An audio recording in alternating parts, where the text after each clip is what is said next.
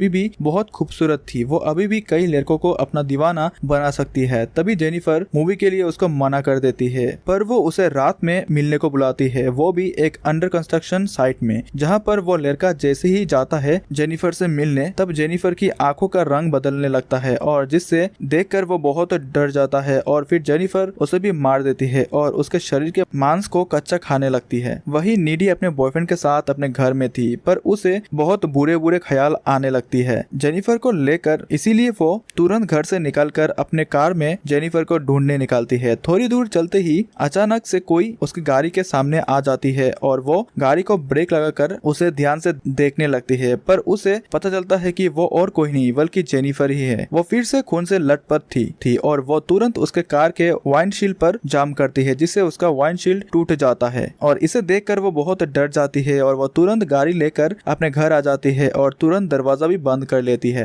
फिर वो बेड पे सोने चली जाती है। जैसे ही वो बेड पर जाती है, उसके बगल में जेनिफर लेटी हुई थी। उसे देखकर वो बहुत डर जाती है, क्योंकि अब वो बहुत कंफ्यूज हो गई है, क्योंकि जेनिफर बिल्कुल भी नॉर्मल नहीं थी, उसे कुछ भी नहीं हुआ था और उसे अब कुछ समझ नहीं आ रही थी। इसीलिए वो जेनिफर को तुरंत अपने घर से बाहर जाने को बोलती है। तभी जेनिफर उसको रिलैक्स करने को बोलती है और उसे ये भी बोलती है कि हम बेस्ट फ्रेंड है, और वो उसे फिर सब कुछ सच सच बताने लगती है कि उस दिन निकोलस ने उसके साथ क्या किया था। वो उसे बताती है कि जब वो निकोलस उसके साथ जंगल में थी, तब वो उसे जहर झरने के पास लेकर गया था और ये बहुत ही खतरनाक थी, क्योंकि ये झरने के आगे एक होल था जिसमें सारा पानी चला जाता था और कई साइंटिस्ट ने इसकी जांच की थी, पर किसी को भी नहीं पता चला कि इस होल का पानी कहाँ जाता है। इस झरने के नाम पर ही इस शहर का नाम डेविल्स कटल पड़ा था। निकोलस जेनिफर को उसी झरने पर लेकर गया था और वहाँ पर जेनिफर को ये पता चलता है कि वह शैतान की पूजा करते हैं ताकि उनको सक्सेस मिले, और इसके लिए उन्हें जेनिफर को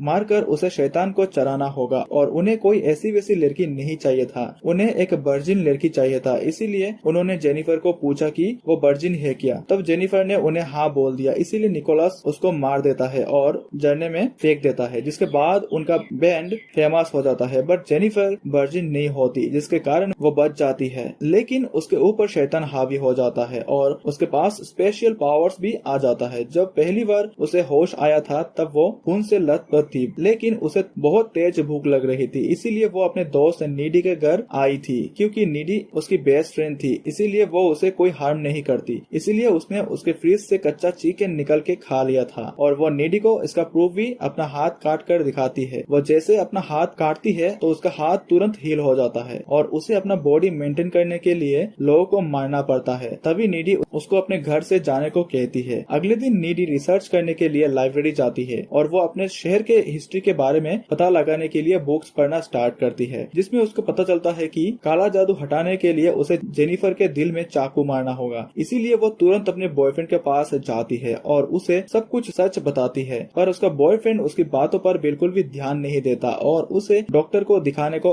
कहता है और वो ये सब हंस के टाल देता है। नीडी इसीलिए भी परेशान थी, क्योंकि कुछ ही दिनों में उनके कॉलेज में एक डांस प्रोग्राम था जिसमें बहुत सारे लोग इकट्ठा होने वाले थे। वहीं अगर जेनिफर ने उसे पार्टी में किसी को मार दिया तो बहुत परेशानी हो जाएगी, और उसी पार्टी में नीडी का बॉयफ्रेंड भी आने वाला था, इसीलिए वो और भी ज्यादा डर रही थी। फिर कुछ दिन बीत जाते हैं और डांस प्रोग्राम वाला दिन आ जाता है और उसी दिन नीडी तैयार होकर कॉलेज पहुंच जाती है और वो अपने बॉयफ्रेंड चीप का वेट करते करते काफी थक जाती है, और फिर भी उसे ना ही चीप मिलता है और ना ही जेनिफर। इसीलिए वो चीप के घर जाती है, लेकिन उसे वहाँ पता चलता है कि चीप थोड़ी ही देर पहले घर से पार्टी के लिए निकल गया है। वही चीप को रास्ते में जेनिफर मिलता है और जेनिफर उसके और नीडी के बीच में आग लगाती है और उसे यह भी बोलती है कि नीडी उसे प्यार नहीं करती, और जेनिफर उसे भी एक खंडर में लेकर जाती है जहाँ वो उसको किस करने की कोशिश करती है, लेकिन चीप उसे मना कर देता है और कहता है कि वो नीडी से प्यार करता है। तब जेनिफर गुस्से में उस पर अटैक कर देती है और तभी नीडी उनका पीछा करते करते वहाँ पहुँच जाती है, पर वो देखती है कि तब तक जेनिफर ने उसके बॉयफ्रेंड को मार दिया है। नीडी जेनिफर से अपने बॉयफ्रेंड को बचाने की कोशिश करती है, जिसके लिए वो जेनिफर से लड़ती भी है, पर जैसे ही जेनिफर नीडी को मारने वाली होती है, तभी नीडी के बॉयफ्रेंड जेनिफर के पेट में रॉड घुसा देता है, जिससे जेनिफर की काफी ब्लड लॉस होता है और वो वहाँ से चली जाती है, क्योंकि उसके पास अब लड़ने के लिए बिल्कुल पावर नहीं थी। तभी नीडी अपने बॉयफ्रेंड के साथ कुछ आखिरी लम्हे बिताती है और वो अपने बॉयफ्रेंड को अपने आंखों के सामने मरता हुआ देखती है। अब नीडी नीडी सोच चुकी थी कि वो जेनिफर को मार देगी, इसीलिए वो जेनिफर के घर में जाती है और उसे लड़ती है। वही हाथापाई के बीच जेनिफर नीडी के गले में काट लेती है, पर उसके बाद नीडी जेनिफर के दिल में चाकू मार देती है, जिससे जेनिफर की मौत हो जाती है। पर ये सब के आवाज सुनकर कमरे में जेनिफर की माँ आ जाती है और वो देख लेती है कि नीडी ने उसकी बेटी को मार दिया है। अब कहानी प्रेजेंट टाइमलाइन में आ जाती है, जहाँ नीडी जेल में होती है, पर वो अब नॉर्मल नहीं होती, क्योंकि जब जेनिफर ने उसे गले में काटा था तब उससे कुछ स्पेशल पावर्स भी उसके अंदर आ गई थी। और हम देखते हैं कि नीडी हवा में उड़ते हुए उसी रूम की खिड़की तोड़कर वहाँ से बाहर निकल जाती है, मतलब जेल तोड़कर भाग जाती है, और वो वही चाकू ढूंढती है जिससे निकोलस ने जेनिफर को मारा था। नीडी चाकू लेकर निकोलस के बैंड जहाँ परफॉर्म कर रहा था वहाँ जाती है, और परफॉर्मेंस के बाद जब निकोलस उसकी टीम के साथ अयाशी कर रही थी तब नीडी उन सबको मार देती है, लेकिन उन्हें मारते हुए हमें नहीं दिखाया जाता, क्योंकि कैमरे में उनके कमरे से आखिरी में नीडी निकलती है, जिससे हमें पता चलता है कि नीडी ने ही उन्हें मारा था, और ये मूवी यहाँ पर एंड हो जाता है। तो दोस्तों, ये मूवी आप लोग कैसा लगा कमेंट पे जरूर बताना, और वीडियो अच्छे लगे तो वीडियो को लाइक एंड आपके चैनल मूवी डीबी को सब्सक्राइब जरूर कीजिएगा। मिलते हैं एक और नई जबरदस्त कहानी के साथ।